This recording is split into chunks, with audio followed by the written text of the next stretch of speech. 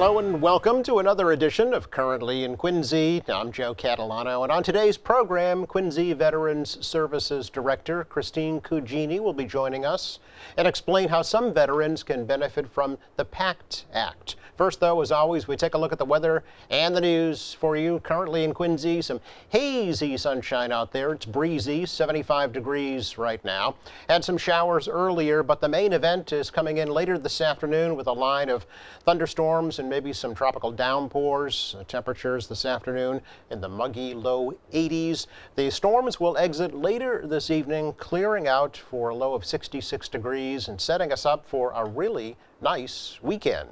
Tomorrow we've got sunshine, just a few high thin clouds and a high of 82 degrees. A few more clouds, but still dry and comfortable on Sunday with highs in the low 80s. A chance for more storms not till Monday night, with highs Monday into the low, maybe mid 80s. Looks rather unsettled for most of next week.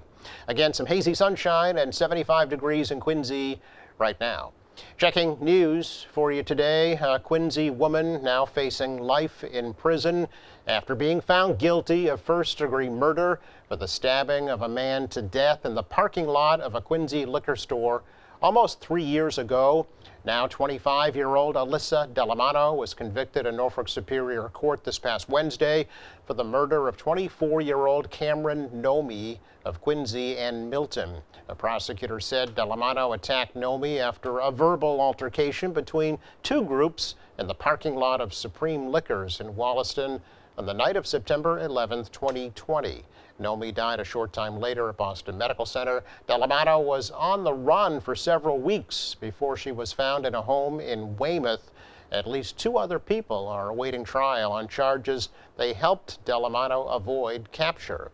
Delamato's attorneys had argued that she acted in self-defense. Delamato will be sentenced next Tuesday in Norfolk Superior Court in Dedham.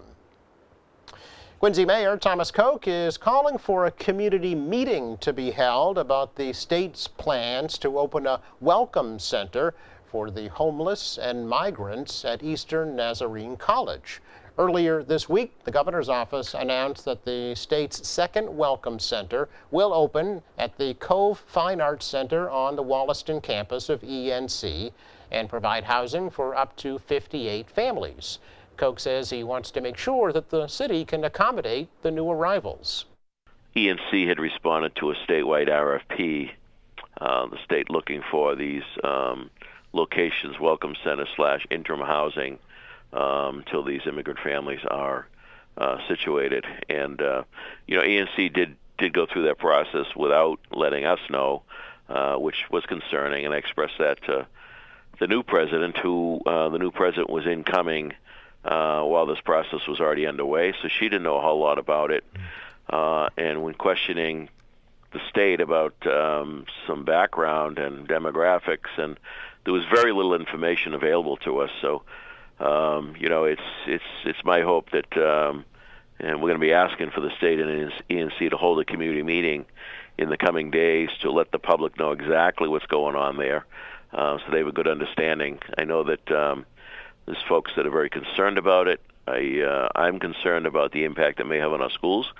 The state has indicated they'll reimburse per student cost for that, but the reality is we don't have any room, certainly in that district school. So we are scrambling now to make sure that we are prepared as best we can for this kind of situation that's been thrown in our lap.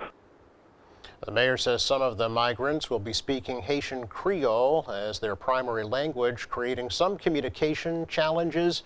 He also says he wants to make sure that the city is reimbursed for any expenses related to the new Welcome Center. The state's working with Bay State Community Services of Quincy and an outside shelter management firm to operate the Quincy Welcome Center. Quincy Mayor Thomas Koch also wants to make sure that new MBTA General Manager Philip Eng makes the redevelopment of the Quincy Center T Station a top priority. The mayor says he met with Eng recently to reinforce the importance that the T Station has on the city's current and future developments. Koch said the station is on Eng's radar, but he wants to become a work in progress. The mayor said he does believe that Eng has the skills needed to push the project forward. The initial plans included relocating the busway from the Hancock Street side to the Bergen Parkway side of the station. Other plans included development of residential and commercial space and a total rehab of the existing station.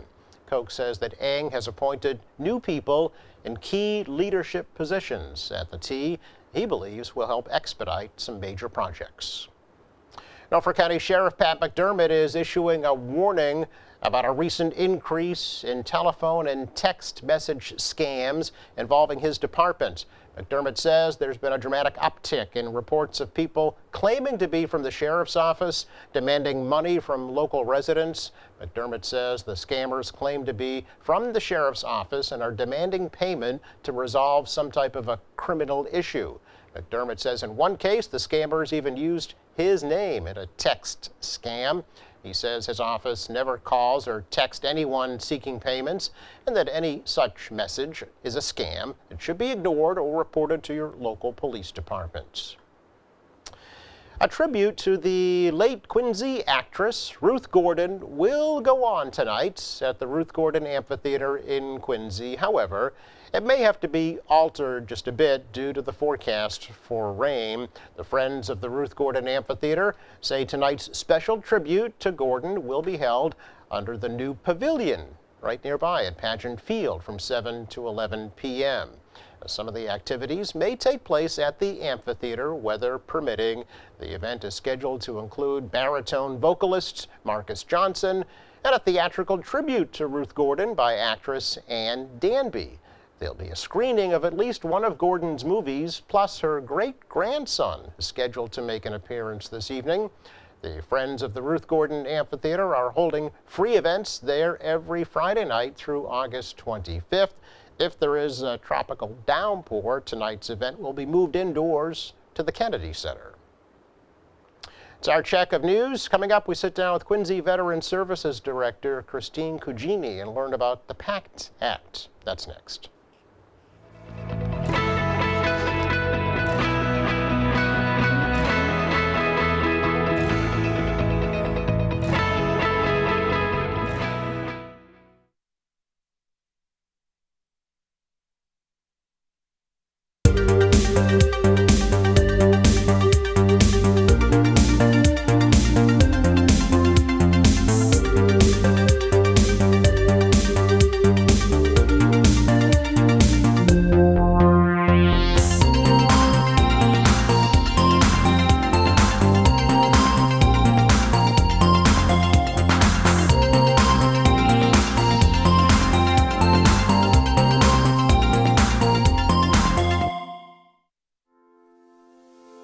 You may have seen some of these pedestrian-activated signals popping up around Massachusetts.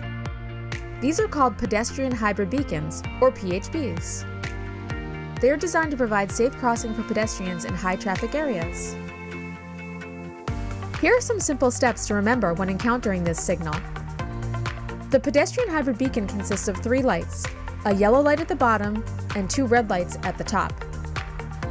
The signal will remain dark with no light showing until it's activated by a pedestrian. When the signal is dark, drivers can proceed through the crossing as usual. Pedestrians can activate the signal by pressing the crosswalk button. Once the signal is activated, drivers will see a flashing yellow light.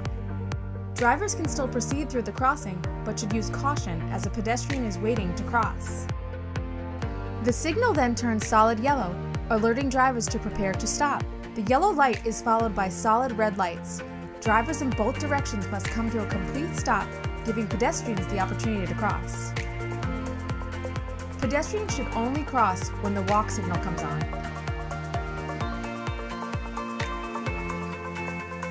The signal then turns to flashing red. Drivers are still required to stop to allow pedestrians to finish crossing, but may proceed with caution once the crosswalk is clear. We all play an important part in keeping each other safe on the road. Thank you for being safe by staying informed, and remember to always scan the street for wheels and feet.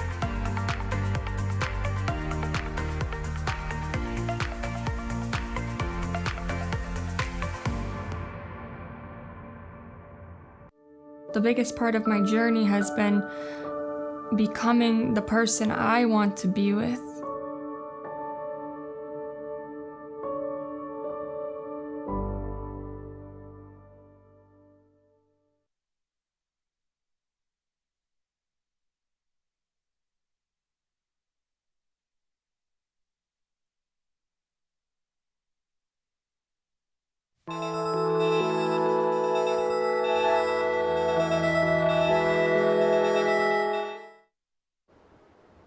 Welcome back. You may have heard of the PACT Act for veterans, expanding healthcare services for certain veterans exposed to toxic agents. Christine Cugini is the Quincy Veteran Services Director and is here to talk to us a little bit more about this particular act and about action that you might take before next Wednesday, which is a critical date of August 9th, a deadline to apply for retroactive benefits. So Christine, great to see you, first of all.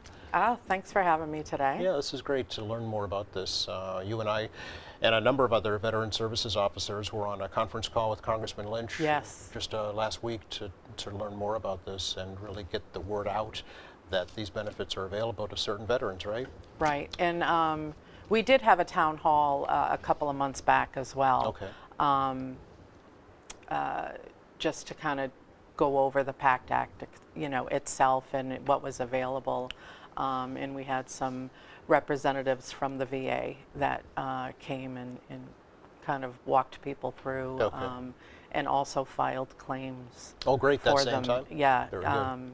same day sort of thing. So that was really good. There's a lot of talk about the PACT Act, and there is a deadline. But as you mentioned, it's the deadline of August 9th for the PACT Act claim. I would call it not a soft deadline, but a deadline only for the retro payment going back to when the PACT Act was signed. Okay. It is not a deadline to file a claim. Okay. Good You point to can clarify. always file your claim. Okay. But where there are just a few days left, it's important that if you plan on doing it, to do it in those few days. Okay. Or at least get the claim started, and that's really important. Kind of get your placeholder in. Get your placeholder in. That way you get the most that date. benefits you can, right? That are Exactly. you're eligible for. If you're eligible to get the benefit, why not get the retro too? Right.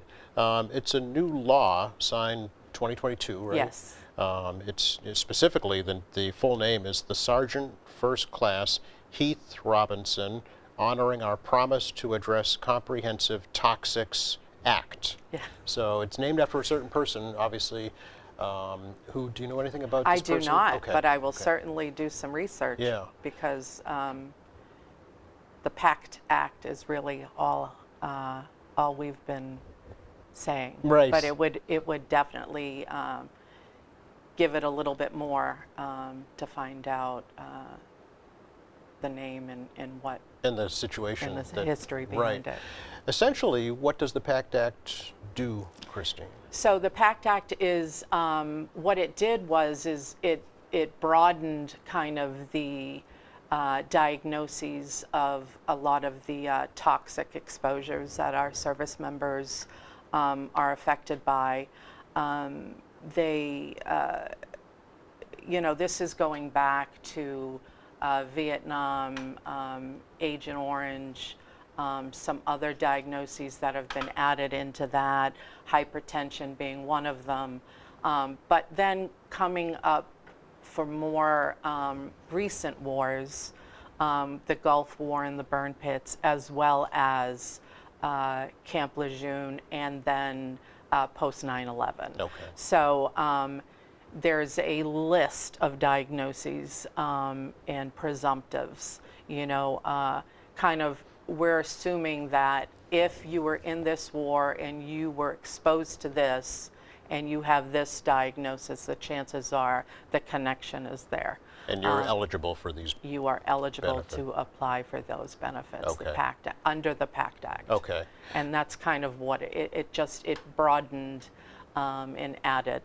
Not only with claims, they also opened up the VA healthcare enrollment, and now you can, they're encouraging more veterans to apply because they opened it up for veterans Okay. a little bit more. So a lot of times it was, if you didn't have a disability, you know, they work in a tier system. Yes. And so if you're of the Gulf War, you know, you're in. You have to enroll, though. I think September 23rd, somewhere in September, there's a deadline for that. So, you know, most importantly, along with the PACT Act and you know, filing claims, I encourage every veteran to enroll in VA healthcare, even if you don't use it. You don't have to not go to your own primary care, the one that you've been seeing.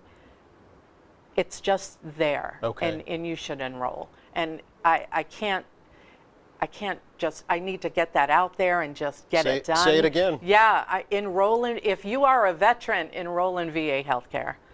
Enroll. It's a 2-page application. It's very easy, and you know, you can come to the office at 24 High School Ave, the Veterans Office. We're happy to walk you through it and file it for you. It's just important that the VA, one, has your information, because nobody knows what's going to happen. And if there's ever a need that, you know, that you need that insurance, let's make sure that you're enrolled in it. Okay. And not kind of backstep and try to, you know, get it done when the need is already there. Yeah. Is there a cost to enroll for VA benefits? There is no cost. No Okay. cost to enroll. Okay. And again, you know, they work in a tier system, so you may, if you choose to use the VA as your That's a key your point. You have a healthcare. choice. You right? do. If you Yeah. choose to use Yeah. them, there may be co-pays as same as with what, you know, your own insurance Yes. has lined up. So I always, you know, a lot of times veterans come into the office, and truly it's one of the first 3 or 4 questions we ask is, you know, are you enrolled? Have you enrolled? Yeah. We have to use it to keep it, you know, and every veteran, I think every veteran should be enrolled. Yeah. That's, Are I you mean, enrolled? That's I am enrolled. Yes, okay. And you know, I have my own insurance, and, you know, I don't go to the VA for Yeah. that, but I know it's there. Yes. Yeah. You know. And it's there for your family too, right? Not necessarily. Oh, okay. No. So the VA is truly for the veteran Okay, themselves, okay. and then there's CHAMP VA for spouses and children. I see. And then TRICARE for active duty. Oh, okay. So- All right. So there's different levels as well Yeah. for coverage. Okay, it's good to know. Exactly. So the PACT Act benefits, are they in addition to VA benefits or in place of? So the or- PACT Act, what it would be a claim, a VA disability claim. Okay. And it's you're kind of putting it in that PACT Act box. Okay. But it is a simple claim, and you can come to our office. We're happy to help. You can do it online. You can go to the VA, one of the closest facilities, Jamaica Plain, West Roxbury, and Brockton. They have people there that file claims for you. But again, you know, use your local VSO, which is myself. And we'll file the claim for you. Okay. What do they need to bring in terms of materials to file a claim? So there's 2 routes you can go when Okay. filing a claim. You can do kind of a regular claim, and that takes a little bit longer, or a fully developed claim. If you're looking for faster results, a faster response, a fully developed claim is where you want to go. Okay. And what that is you're packaging up that claim with all of your medical records Okay. and giving it to the claims people and Okay. saying, look, this is everything you need in order to process this claim, and whether you approve or deny, this is everything I have, and here it is. Okay. You know, that way they're not doing the legwork to get your medical records, your military records, all the records that you need in order for that claim to be approved. Okay, but do they need to prove their veteran's status? There must be a form. It's the government. Yeah.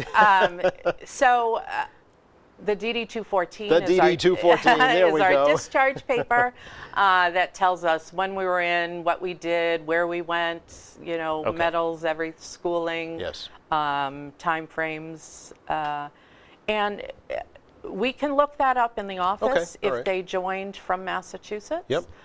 If you are living in the area now and you did not join, I suggest if you do not have your DD-214, you can contact the office. We can, one, send you a paper form, send you a link to apply to get a copy of it, and it's really important that you have those documents forever. You always want to have it. And Sure.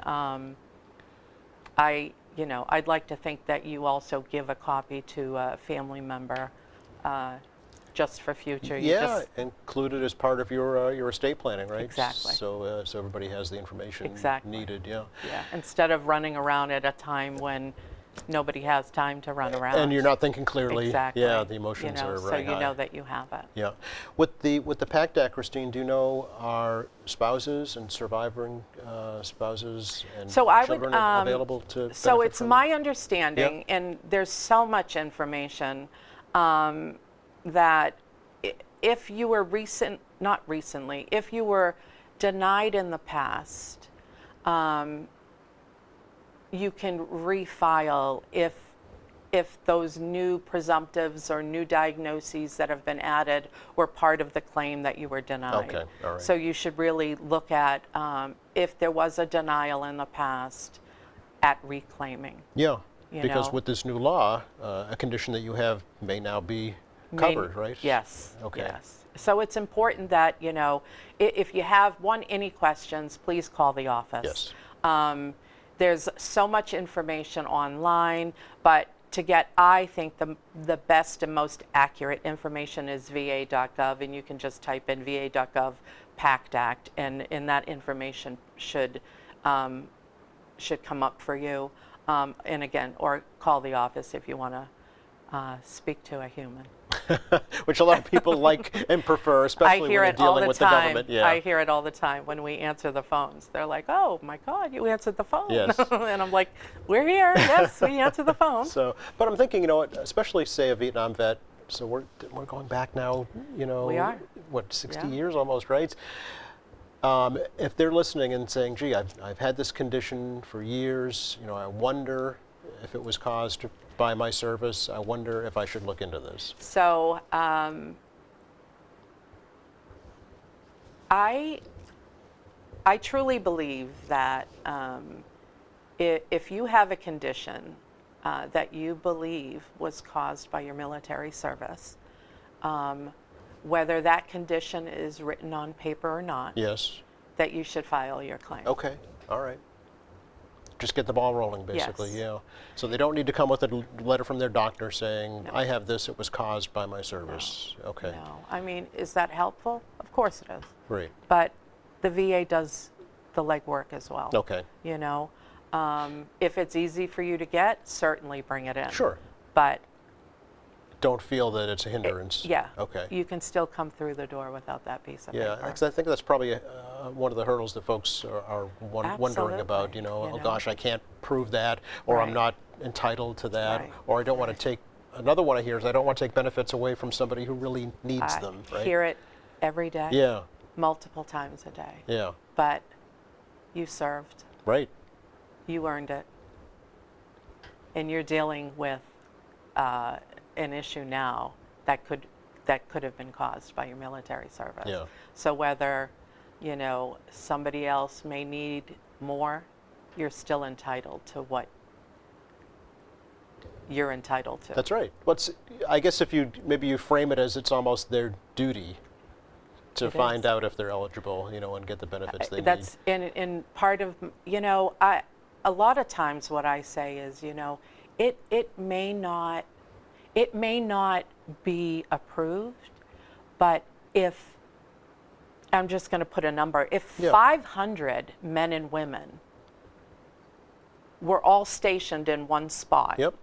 and they are all claiming this one diagnosis, this one issue, and it's not, I think they're going to look at it. Right. You know, they're going to say, wait a minute, all of these people, all of these service members were, you know, on this duty place, you know, on this. Wherever it happened to be, whatever Wherever. time, and whatever Exactly. agents they were exposed and to. so Yeah. even if it's denied, you could be helping a veteran That's down right. the line. Because they're not going to look at it if nobody says anything. Correct. Right? They will not. Yeah. So even if your particular If you're the case, first, if you're the first, somebody and has to there, be the first. somebody has to be the first. Right. So if you're the first, just know that it may not help you, but you're helping your brothers Yeah. and sisters. It's a great point. Yeah. So, you know, think of it more broadly like that. I mean, that's how I think of it. Yes, You know. yes. And I think it's important that we do that, because how else are these diagnoses, these issues, these conditions getting on a list, but from people filing a speaking claim? up, yeah, filing a claim. So is that the main reason that you find folks don't file for their VA benefits? That they. That they feel that they're taking it away from Yes, somebody? Is that absolutely. really? Absolutely. Does that go a broad spectrum, all veterans? yes. World War II on? Yeah, it's amazing. Yeah, It's you just still the hear it. selflessness that It is. It that they is. display. Yeah. And it's very different. You know, when I got out, there was no, hey, go see your VSO, Right. go do this. But now there's a process when they're being discharged, Okay, yeah. and they are more, you know, educated in what's out there for them. You know, they know that they should come and see the VSO. They know that if they've had issues, they should be filing a claim. That's not how it was. Right, You know, yeah. if you broke your finger, they're just saying good luck. You know, Yeah. that's just how it was. Yep. You know, Take care of yourself, take care of your fellow vet, take care of your family. absolutely. All by filing your Yeah. VA claim benefits. Yes. Thank you so much, Christine. Great to Thank talk you to you. for having me. I hope folks will reach out, Yes. get information. So if we can just, you know, say August 9th is the deadline, but that is the deadline for the retro payment. You have time to file a claim at any point for whatever condition you feel is connected to your military service. But if you feel you want to go and claim under the PACT Act with the retro, come and see me at the office, 24 High School Ave, and we can file an intent to file, and that holds the date, and then gives us the opportunity to do some legwork for you. All right. Hopefully we'll help get the message out for you. Yes, please. Thank you. You're welcome. Check the forecast for you for the rest of the day. Today we've got hazy, muggy conditions this afternoon. The storms will roll in probably right in time for the evening commutes, just to add insult to injury. Temperature around 80 for a high today. It'll clear out tonight. Nice weekend. Sunny in the low 80s both days, and even Monday's okay until Monday night. So get out and enjoy it. Thanks to Christine Cugini again for joining us from the Thanks Quincy for having Veteran me. Services Office. Thanks to our crew. Thank you for watching. Monday here in the program, we'll get an update from the Quincy Salvation Army. Meantime, head to our website. It's qatv.org. All our latest programs are there. There's news and information, video on demand, live streaming, and a whole lot more. For all of us here at QATV, I'm Joe Catalano. Have a great weekend.